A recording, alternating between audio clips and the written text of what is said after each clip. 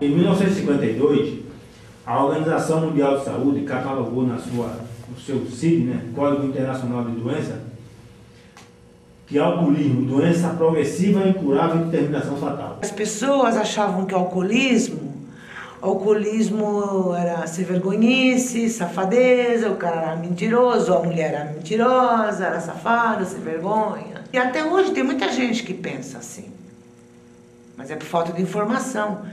E não somos nós, alcoólicos anônimos, que dizemos isso, que alcoolismo é doença, e sim a Organização Mundial de Saúde. A doença que todo mundo esconde. Se você tiver um canceroso na sua casa, um diabetes, qualquer outra doença, você fala. Mas se tiver uma cota, ninguém fala. A família não tem vergonha. O meu orgulho não deixava eu ver o meu alcoolismo, a minha doença. Por que não deixava eu ver? Porque na minha casa não faltava nada. Você tem o que comer, você tem o que beber, tinha meu carro zero, tinha minha casa própria. Eu, alcoólatra, chamar de alcoólatra, mas todo mundo faz. Os outros são alcoólatras. Então, para mim, eu via o alcoólatra como um mendigo de rua, catador de papelão. Eu andava na rua com meu orgulho, com o meu carro, tô lá, o meu alcoólatra lá, o cara maior pingão. E eu estava indo para o mesmo caminho. E a gente trabalha no sentido de outra atividade. Para não ter para não dar aquela sensação de poder para o companheiro diante do grupo. O grupo é poderoso, ele não.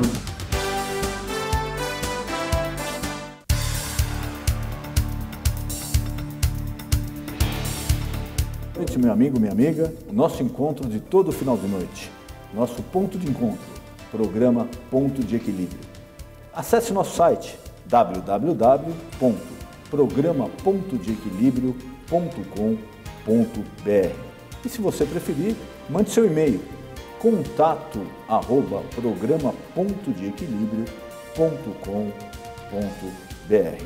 E hoje nosso programa é um pouquinho diferente, se você já viu pela abertura, nós vamos tratar de um tema importante e de um tema delicado. O nosso convidado dessa noite, o seu Adalberto, gentilmente atendeu nossos pedidos, ele é membro dos Alcoólicos Anônimos. E, por uma questão pessoal, uma opção dele, ele preferiu não ser focalizado. Ele vai responder nossas perguntas, mas vai ficar sem o foco no rosto dele por uma questão íntima dele que você vai entender durante a entrevista. Senhor Adalberto, muito boa noite, obrigado por ter aceito o nosso convite, é um prazer recebê-lo aqui. Eu que agradeço o convite, tá bom? Estou à disposição. Senhor Adalberto, muitos, como eu já tinha falado com o senhor, conhecem, sabem da relevância dos serviços prestados pelos Alcoólicos Anônimos, mas tem muitas dúvidas quanto ao funcionamento, quem são, como funciona. Eu gostaria que o senhor passasse ao nosso telespectador, tanto para aquela pessoa que pode ter, de repente, ou ela, ou um parente com problema de alcoolismo, ou para quem tem essa curiosidade, que gostaria de comentar com outras pessoas, como funciona os Alcoólicos Anônimos. É muito simples.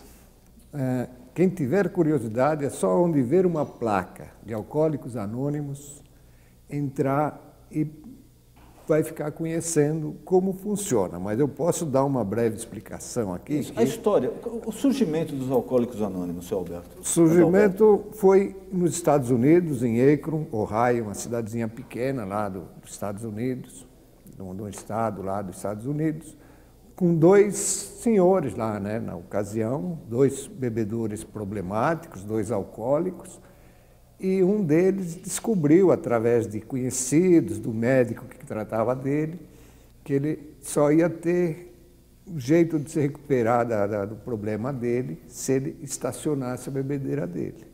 E que ele procurasse outros que tivessem o mesmo problema que ele tinha, para, através da identificação, troca de experiências, tal, só assim ele iria conseguir se manter sóbrio. E foi o que ele fez, né? Ele saiu à luta, foi procurar alguém que realmente precisasse, né? Só que ele deu sorte, ele encontrou um médico cirurgião, que também tinha muito problema com álcool, né? Já nem operava mais, já nem fazia mais cirurgia devido ao estado trêmulo que ele se encontrava, né? Quer dizer, ele era corretor da Bolsa de Valores. Era corretor da Bolsa. E aí encontrou um médico cirurgião também com problema de alcoolismo. Problema, só que ele já era corretor da Bolsa, já falido, né? Porque ele já não tinha mais aquele glamour, aquela clientela que ele havia tido há uns tempos atrás, né? Já estava praticamente falido. E nessa situação foi que ele encontrou esse doutor Bob, né? E através de solicitação dele de 15 minutos para conversar com esse médico, o médico falou: tenho 15 minutos para você, fala o que você quiser e vamos resolver isso logo. Esse papo durou mais de 5 horas, sabe? E a partir desse dia iniciou-se uma irmandade conhecida hoje. Naquela época não existia o nome ainda, não era conhecido como Alcoólicos Anônimos. Era um grupo de pessoas que estavam se reunindo para resolver o problema de bebida alcoólica. E através desse primeiro contato que tiveram esses dois senhores, iniciou-se esse programa. E foi difícil expandir, né? Mas com um aqui e outro ali foram angariando um membro, outro membro, e hoje somos mais de 2,5 milhões em todo o mundo, né? Que encontraram a recuperação em AA, e estamos espalhados aí no mundo todo. Isso foi um trabalho de formiguinha, né? Um trabalho lento, né? De 1900, eu não falei a data, né, da formação. Não. Então, através desse papo que tiveram esses dois senhores, foi em 10 de junho de 1935. Portanto, já estamos há 78 anos. Quase 80 anos. Quase 80 anos aí, salvando vidas, né? Isso eu posso falar com conhecimento de causa, porque meu estado, quando eu cheguei no AA, era deplorável, né? Eu já me encontrava bem debilitado, por causa da minha maneira exagerada de beber, alcoólico mesmo, né? Então eu vi, né? Eu já estou lá há um bom tempo. Eu ingressei em AA em 84, né? Fui levado para o AA. Não foi fácil o meu início, eu ainda relutei, ainda achei que eu ia conseguir beber ou controlar minhas bebidas, né? Mas não consegui. E em Alcoólicos Anônimos, através dessas reuniões de troca de experiências, depoimentos, tal, um cafezinho que é servido nas reuniões, né? Isso foi me cativando, foi me devolvendo a vontade de viver novamente. Fui vendo que era possível viver sem beber, né? Porque até então eu não admitia um homem, um adulto, não beber, né? Para mim, todo mundo bebia. Mas é gozado, né, senhor Adalberto? Normalmente, pelo menos nos casos que eu conheço de pessoas viciadas em bebida alcoólica, ninguém admite que é dependente. Ninguém. O senhor falou a palavra viciado aí, né? O que é conhecido normalmente na sociedade, mas depois de algum tempo, a partir de, não lembro o ano agora, a própria ciência, em AA já era visto como uma doença, né? Era uma alergia que levava a pessoa a beber, e a ciência, não estou lembrado que ano foi, já diagnosticou como uma doença progressiva, incurável e de fim fatal se não for detida a tempo. Então, é caracterizado como uma dependência, então, seria? É uma doença, dependência. Tem o CID lá, o Código de Doença Internacional, Código Internacional de Doença, CID-10, me parece que é. E, então já é conhecido como doença mesmo, não é vício, não é... Então... Mas esse fato ocorre mesmo ou é só nessas pessoas que a gente conhece que, de repente, não assumem a sua dependência do álcool? Quando as pessoas vão procurar, eles já assumem, olha, eu não consigo viver mais sem o álcool, ou não? Ou ainda fala que consegue largar a hora que quiser? Não, olha, o aproveitamento ou a taxa de aderência em AA está muito baixa aqui no nosso Brasil. Está em torno de 3% a 4% das pessoas que procuram AA. Quer dizer, de 3% a 4% dos que vão procurar que continuam a frequentar. Porque a grande maioria, 90% dos que procuram já não volta na segunda reunião. Tem aquela primeira impacto assim, da primeira reunião, né? Já é sugerido para que ele volte em outra reunião, evite o primeiro gole, porque o nosso tratamento é só esse, evitar o primeiro gole, né? Não tem nada de medicamento, nada. É simplesmente uma conversa que se tem com os membros, mas não tem nada de tratamento médico, nada disso, é uma conversa. Não, em Alcoólicos Anônimos é só a conversa, mas dependendo do estado que a pessoa chega, a gente vendo que ela precisa, né, de uma desintoxicação ambulatorial, a gente sugere que ela procure um posto de saúde, uma UBS, né, para dar uma desintoxicada, porque a pessoa totalmente debilitada, ela não tem capacidade nem de raciocinar. Mas lá mesmo no AA é só conversa. Só se for conversa. o caso, vocês sugerem ou indicam para a pessoa um tratamento especializado. Isso. O AA não faz nada além disso daqui, de troca de experiências, um bate-papo amigável, calor humano, né? Solidariedade, assim, lá no grupo, né? Então, no grupo que eu estou falando é as salas onde a gente se reúne, né? Denominou-se chamar-se de grupos de AA. Mas são salas que nós alugamos e nos reunimos, né? Então, ali não circula remédio, simplesmente água, cafezinho, chá, uma bolacha, somente. Medicamentos, se a pessoa precisar, é sugerido para ela que ela procure um atendimento especializado, né? E que depois volte para as reuniões, porque sem reunião ela vai ter muita dificuldade em permanecer sóbria, né? Desde quando a AA está no Brasil, senhor Adalberto? Desde 1948. Iniciou-se em 1935 e em 1948 ela veio para o Rio de Janeiro. E em 1955 parece que ela veio para São Paulo. Veio, né? Com pessoas que vieram, migraram dos Estados Unidos para o Rio, depois vieram membros do Rio para São Paulo e foram formando grupos, né? Salas de AA, né? Agora, se o senhor me permitir, até eu gostaria de perguntar alguns detalhes do seu caso. Esteja à vontade. Em particular. O senhor falou que o senhor foi procurar porque o senhor já estava ingerindo bebida alcoólica. Quais são os sintomas que a pessoa, que a família, normalmente já deve se preocupar na quantidade, na periodicidade, se é todo dia, se é várias vezes ao dia? Como é que o álcool vai entrando para ficar na vida da pessoa, tornar essa dependência? Cada caso é um caso, né? Então não há uma generalidade, assim, não é tudo, não são todos iguais. Eu posso falar do meu caso, né? No meu caso, eu comecei a beber de moço, que nem a maioria dos jovens começa, né? Em festinha, em fim de semana, aquelas bebidinhas leves e tal, né?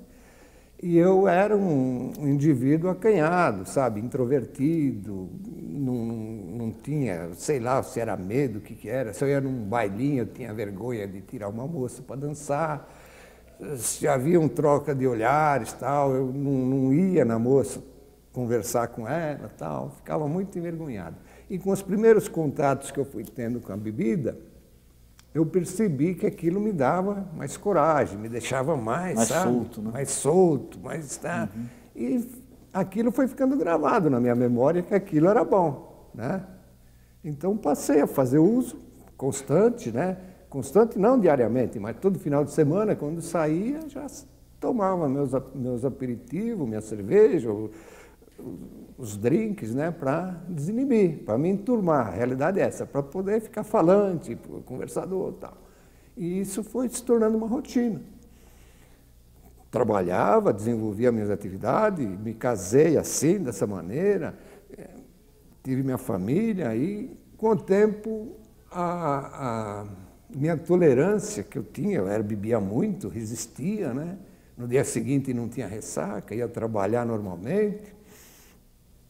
Só que como é uma doença progressiva, eu estava já escolhido para desenvolver essa doença, né? A dependência química, o meu organismo foi exigindo cada vez mais bebida alcoólica. Então, cada vez eu precisei ir aumentando as dosagens e trocando, né? Bebidas mais fortes. Aí sai da cerveja, vai para a cachaça, vai para o conhaque, a gente tenta tapear, vai para o vinho, vai para bebidas menos pesadas, né? Até chegar na cachaça pura, sabe? E aí já é o fim de carreira mesmo, né? É onde aí o indivíduo perde o livre-arbítrio, ele não tem mais poder de decisão. O álcool é dono da vida dele. O dono passa a ser... Nós temos a nossa tradição em A, nosso primeiro passo em A, que é esse, admitir que é impotente perante a bebida alcoólica e que perdi o domínio da minha vida. Pronto. O indivíduo chegou lá. Se ele admitir essas duas coisas, que perdeu o domínio da vida e que é impotente perante a bebida alcoólica, já é um bom caminho andado para ele iniciar uma nova vida, né? Porque se a pessoa não aceita isso, ela não aceita o tratamento. É o que eu estou falando para o senhor, 90% dos que vão lá vão embora, no dia seguinte já não volta.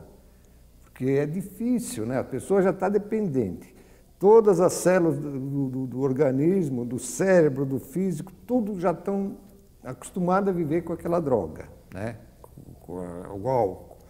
Então é duro parar, complicado, a pessoa acha que vai resolver sozinho. Eu dou um jeito na minha vida, eu vou resolver, eu vou aprender a beber, eu vou controlar minhas bebidas. Eu fiz muito isso. Tem aquela história, né? Olha, segunda-feira eu não bebo mais. Semana que eu disse, não, olha, eu vou beber agora porque é fim de semana, eu estou de férias, mas terminando eu não bebo mais. Aí a pessoa nota que ela já não consegue controlar. Eu teve um estágio, nos meus últimos, nós temos estágio, né? Primeira, segunda e terceira fase da bebedeira. Eu já na minha terceira fase, quando já estava bem intoxicado, já bebia todo dia, começava a beber logo cedo já, né? Trabalhava, mas já tomando, porque eu era vendedor, trabalhava na rua. O senhor já chegou a trabalhar alcoolizado? Muitas vezes. Infelizmente, a realidade é essa. Eu bebia na hora do almoço e bebia cerveja, um aperitivo, outro, almoçava e não parava ali, continuava tomando, sabe? Depois do almoço ainda continuava bebendo. E atender clientes dessa maneira. Teve um cliente que um dia pediu para mim, quando eu bebesse, eu não ia atendê-lo, porque o cheiro era desagradável. E eu, como um bom alcoólatra, eu passei a atendê-lo bem cedinho. Toda vez que precisava ir na loja dele, eu ia bem cedinho, atendia ele para depois ficar livre para poder beber. Não ter mais essa preocupação, né? Então, chega um estágio da vida da gente, do alcoólico, que ele passa a funcionar só com álcool. Se tirar o álcool, parece que tirou o chão dele, tirou tudo que existe de bom para ele. Ele está vendo que a família está indo para o buraco, ele está indo para o buraco, perdendo amigos, perdendo emprego, perdendo família. E mesmo assim não consegue. E ele procura culpados para aquela situação. Ele não admite que a culpa é dele. Eu não admitia que a culpa era minha de ver a minha situação indo de pior a cada dia pior e não admitia que eu era o culpado de estar naquela situação. Mas voltando um pouquinho ao AA, o senhor falou que tem a primeira reunião, que é um bate-papo, as pessoas conversam. Como é essa reunião? O que se fala? O assunto é livre? Quem volta para a segunda reunião? Tem alguma diferença? Como funciona, senhor Adalberto? Então, são grupos, são salas, mais ou menos que reúnem 15, 20, até 30 pessoas nos grupos maiores, né? Até 30. Mas se tem lá uma meia dúzia de companheiros, que a gente nos tratamos lá, nada a ver com o partido político, mas a gente se trata de companheiro, né? Uma maneira carinhosa de tratar quem está chegando e tal. E então a gente recebe, como eu fui recebido quando eu cheguei, né? Oi, tudo bem? Tem problema, tal? Fique com a gente, vem aqui, vamos tomar um café, ter um papozinho assim em off, né? Poxa vida, que bom que você veio, tal, né? E depois na sala mesmo onde é realizada a reunião, tem um coordenador que tem na mesa ali, coordena a reunião de 10 minutos para cada um falar. Ele vem, senta na cadeira ao lado do coordenador, e ali ele fala da vida dele, quando ele bebia, para poder, o que está chegando, se identificar, né? Incluir agora como está agora, sem beber. Então, isso, a pessoa que está chegando, ele fala, puxa vida, hein? É possível, né? Se ele está falando isso daí, conseguiu sair dessa, eu também consigo. Porque identifica, a gente conta coisas da vida da gente para pessoas que estão chegando, a pessoa fala, pô, alguém veio falar da minha vida para esse cara aí. Alguém, minha mulher que veio aqui contar a minha vida, porque é idêntico, não muda, sabe? Não importa se o fulano está num palacete ou se está num barraco da comunidade lá, é a mesma coisa. A diferença é que um vai tomar cachaça, outro toma uísque 12 anos, mas o vício mesma é o mesmo. Coisa, né? É álcool. A dependência, desculpa, é a mesma. Né?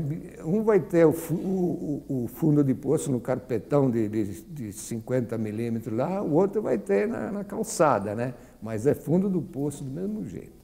Os dois tanto esse que está lá em cima como o que está lá embaixo tem que admitir que para ele basta, que não consegue beber. Então, é aí que começa o processo de recuperação. E a segunda reunião? O senhor falou que o percentual que volta para essa segunda reunião é muito pequeno. É.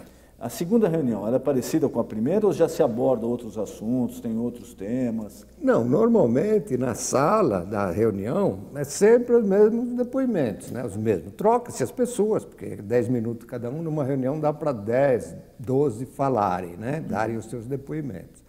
Mas quando a gente vê que o companheiro, já pode chamar de companheiro, voltou na segunda, então a gente vai, como digo assim, individualmente, vou me interessar, saber como é que passou o dia, você foi bem, trabalhou, não trabalhou, como é que passou. A gente leva um papinho assim para tentar animá-lo, né? E isso faz com que ele vai se enturmando com a gente, vai pegando gosto por viver sem bebida, né? Então... E o primeiro passo? O que é mais difícil, senhor Adalberto? Depois que a pessoa, de repente, ela reconhece, olha, realmente eu tenho um problema com a bebida. Nos primeiros dias é a fase mais aguda, dá para controlar, ou se não chega uma hora que a pessoa realmente, se não tiver muita força de vontade, acaba cedendo. Qual a fase mais aguda do tratamento? É o começo? Ah, sem dúvida, a primeira semana. E tem casos, que nem eu falei há pouco para o senhor, que cada caso é um caso. Temos companheiros no meu grupo lá que eu frequento, né? Que é perto da minha casa, então qualquer grupo que eu for, eu sou membro do AA, eu sou bem recebido, né? Faço parte ali. Mas como é meu grupo de origem, eu ingressei ali, eu comecei ali, então estou ali até hoje. Tem companheiros que chegou lá, falou que sumiu, não teve mais vontade de beber. Chegou mal, chegou barbudo, sujo, acabado, e assistiu a uma reunião, falou que a vontade de beber sumiu. Outros, que nem meu caso, sofri bem uma semana ou 10 dias, com vontade mesmo de beber, mas como eu olhava para o meu passado, olhava a minha trajetória no alcoolismo, tinha sido muito pesado, né? Então eu tinha forças para não tomar o primeiro gole. E tem outros que vão ficar a vida inteira nessa daí, toma, volta. E... Então, nesse ponto que é uma dúvida que eu tenho. Eu conheci pessoas que sempre falaram, olha, até pessoas procurando tratamento médico, e do AA também, tem que esquecer bebida, não tem essa história de eu vou tomar só um gole hoje e nunca mais. Tem que esquecer a bebida. E até um caso mais radical, que eu conheci, que o médico proibiu até esse senhor de temperar a comida com vinagre, porque o vinagre poderia atiçar aquela vontade de beber. É isso mesmo. Nunca mais, tem que esquecer que o álcool existe, não tem hoje eu vou tomar uma dose e depois não vou beber mais. Não tem essa de pensar que vai ficar curado, porque a doença, a gente costuma usar o exemplo de se acende uma vela, não falando, acende lá uma vela, ela vai queimando, né? A mesma coisa a minha doença, eu tô bebendo, eu parei de beber, estacionou ali, a vela se apagou ali, né? A hora que você acender a vela, ela não vai acender lá em cima, ela vai acender lá de onde você apagou. É a mesma coisa a doença. Eu estacionei e a hora que eu voltar, em uma semana eu estou bebendo igualzinho quando eu bebia. Não importa se estou 10, 20, 50 anos sem beber. Não pode mais ter contato com bebida alcoólica, ingerir bebida alcoólica, né? Porque senão volta. A dependência, em uma semana ela se reinstala. Então o indivíduo começa a ficar dependente novamente. Então é problemático mesmo. O nosso programa sugere, evite o primeiro gole só por hoje. Por que só por hoje? Porque se falar para o indivíduo que chega lá, a pessoa que chega lá, você nunca mais pode beber, nunca mais é muito tempo, né? Tem que vencer cada dia. Cada dia. É mais de amanhã. Amanhã é hoje. Então você levanta e renova o propósito de evitar o primeiro gole só por hoje. E assim eu estou lá já há 29 anos, renovando todo dia, só por hoje, né?